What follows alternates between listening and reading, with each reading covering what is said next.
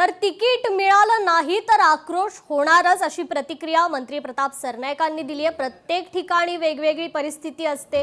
मीरा भाईंदरमध्ये महायुतीचाच महापौर बसेल आणि तो मराठी असेल असं मंत्री प्रताप सरनाईक म्हणाले।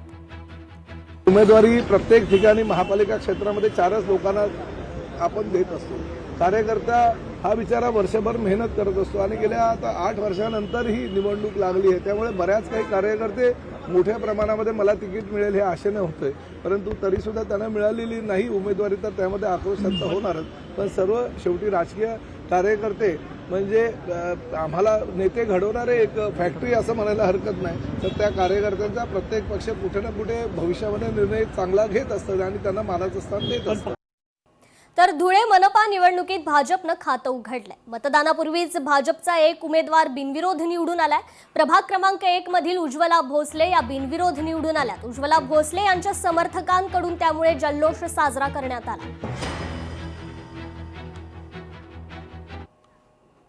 जिल्हा परिषद शाळांचे शिक्षक आता अंगणवाडीतही धडे देणार आहेत। वाशिमच्या जिल्हा परिषद शाळांच्या शिक्षकांवर ही अतिरिक्त जबाबदारी टाकण्यात आली आहे। आठवड्यातून किमान 1 दिवस या शिक्षकांना मुलांना शिकवावं लागणार आहे। शालेय शिक्षण विभागानं हे आदेश काढलेले आहेत।